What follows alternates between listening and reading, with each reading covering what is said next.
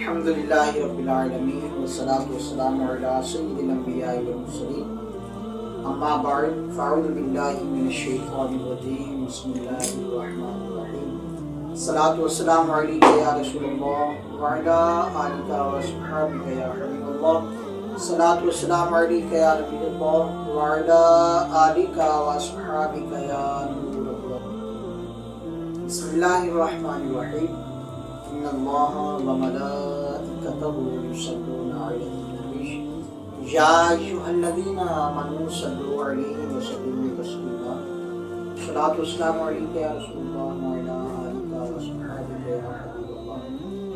میرے محترم عزیزان گرامی، دوستو، بزرگو، میری محترم اسلامی بہن، اللہ رب العزت نے قرآن پاک کے اندر ارشاد فرمایا ہے ان اللہ و ملائکتہ یصلون علی النبی یا ایھا الذین آمنوا صلوا علیہ وسلموا تسلیما.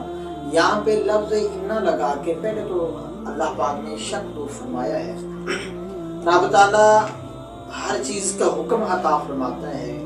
جس طرح ہم نے نماز پڑھنی ہے تو رب تعالیٰ وَأَقِیمُوا الصَّلَاةَ وَآتُوا الزَّکَاۃَ کے ذریعے ہمیں پیغام عطا فرما رہا ہے کہ اے ایمان والو نماز قائم کرو اور زکوٰۃ دو. اس طرح رب تعالیٰ اگر رمضان المبارک کے ہم نے روزے رکھنے ہیں تو وہ بھی رب تعالیٰ شہر رمضان الذی انزل فیہ القرآن کے ذریعے ہمیں بتا رہا ہے کہ آپ کے اوپر ماہ سیام کے روزے فرض کیے گئے ہیں.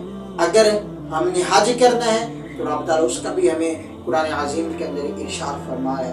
جتنے بھی فرائض ہیں رب تعالیٰ ہمیں قرآن پاک کے اندر ارشاد فرما رہا ہے کہ اے ایمان والو وہ کام کرو اور ہمارے ذمہ پر ہے اور ہم نے کرنے ہیں.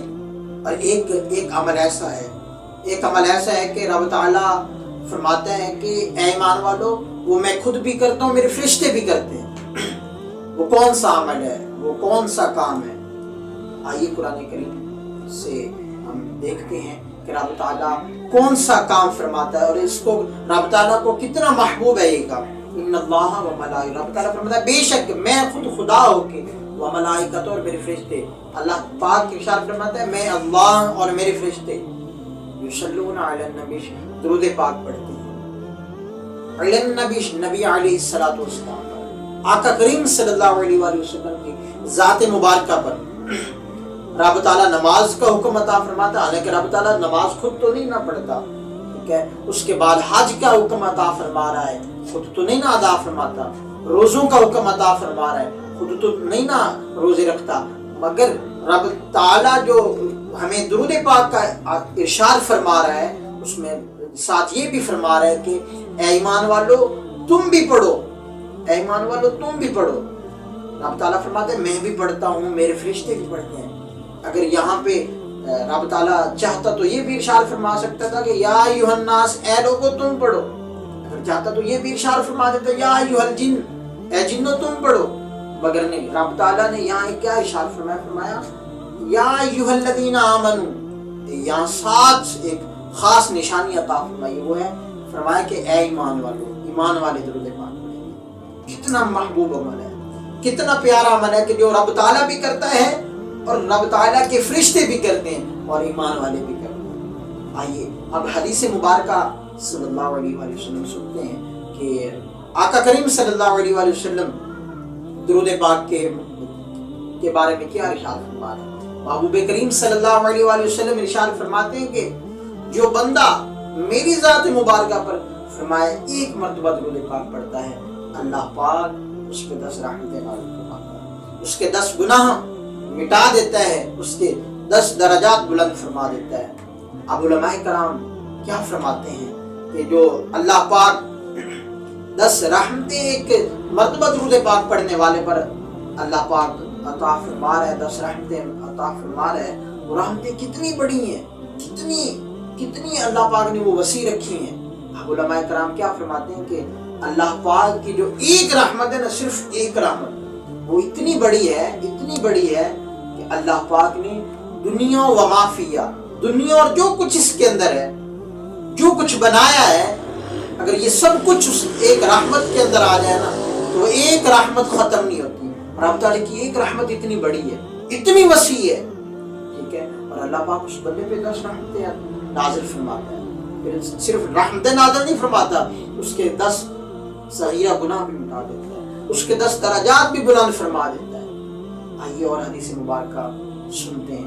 آقا کریم صلی اللہ علیہ وآلہ وسلم نے ارشاد فرمایا کہ جو بندہ شوق و محبت کی وجہ سے دن اور رات میں صبح و شام 3 مرتبہ درود پاک پڑھتا ہے، محبوب کریم صلی اللہ علیہ وآلہ وسلم ارشاد فرماتے ہیں کہ اللہ پاک کے ذمہ کرم پر ہے کہ جو بندہ شوق اور محبت کی وجہ سے 3 مرتبہ درود پاک پڑھے، اللہ پاک اس کے اس دن اور اس رات کے گناہ معاف فرما دیتا ہے۔ کتنی پیاری حدیث مبارکہ ہے، کتنی خوبصورت ہے حدیث مبارکہ۔ دیکھیے ذرا، اگر ہم 3 مرتبہ درود پاک پڑھتے ہیں شوق اور محبت کی وجہ سے، کتنا ٹائم لگتا ہے جناب؟ تو 5 سیکنڈ لگ جائیں گے، 10 سیکنڈ لگ جائیں گے۔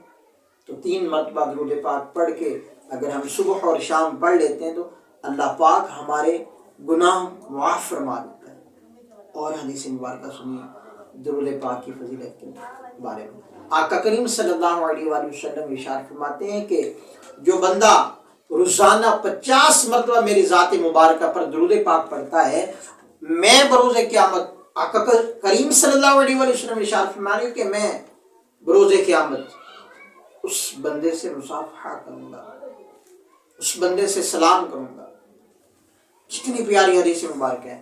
50 مرتبہ پڑھنے میں کتنا جناب ٹائم لگتا ہے؟ زیادہ سے زیادہ 1 منٹ لگ جائے گا۔